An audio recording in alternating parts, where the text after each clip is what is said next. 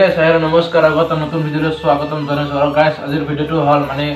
এইকেইদিন আপোনালোকে গম পাইছে যে ভিগুডালত কিবা এটা ঘটনা হৈছে মানে হস্পিটেলত কি হৈছে আজি সকলোখিনি কম খালি ভিডিঅ'টো স্কিপ নকৰাকৈ ধুনীয়াকৈ চাই থাকক বলক ভিডিঅ'টো আৰম্ভ কৰোঁ আৰু গাইস মানে ভিগুডালৰ ঘটনা এটা হ'ল মানে ভিগুডাৰ ভাগিনে মানে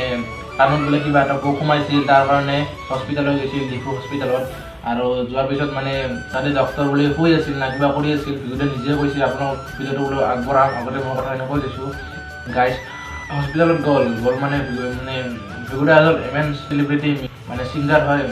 মানে যদি ভিগুডাকে মানে ৰেচপেক্ট নিদিয়ে আমাৰ নিচিনা মানে মধ্যবিত্ত বা দুখীয়া শ্ৰেণীৰ লোকসকলক মানে তেওঁলোকে কেনে কি কৰিব মই সেইটোৱে কৈছোঁ যে অনুৰোধ কৰিছোঁ অসম চৰকাৰক বা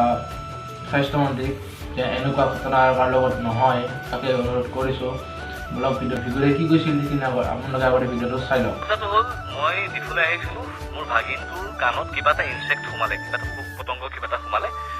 মই তেখেতক মোৰ ভাগিনটোক মই হস্পিটেললৈ লৈ আহিলোঁ তাৰপিছত ইয়ালৈকে ডক্টৰ আহিল ডক্টৰক মই দেখুৱালোঁ সুধিলে তেখেতসকলৰ ৰিপ্লাইটো আছিল উত্তৰটো আছিল যে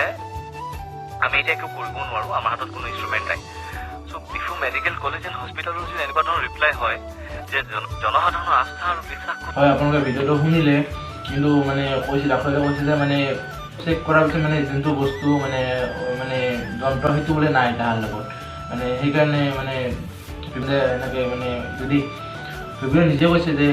তেওঁলোকক যদি মানে ডাঙৰ এজন ছিংগাৰক যদি এনেকুৱা কিবা অপমান কৰে বা কিবা কৰা হয় আমাৰ নিচিনা মধ্যবিত্ত কি কৰিব আপোনালোকে নিজে ভাবকচোন হয় নে নহয় যেন এনেকুৱা ঘটনা নহয় আৰু মই তাৰ কাৰণে মই ভিডিঅ'টো বনালোঁ আৰু গাইজ প্লিজ ছাবস্ক্ৰাইব কৰি দিব এইটো ভিডিঅ' সকলোকে শ্বেয়াৰ কৰি দিব ধন্যবাদ বাই বাই টাটা নেক্সট ভিডিঅ' লগ পাই আছোঁ বাই বাই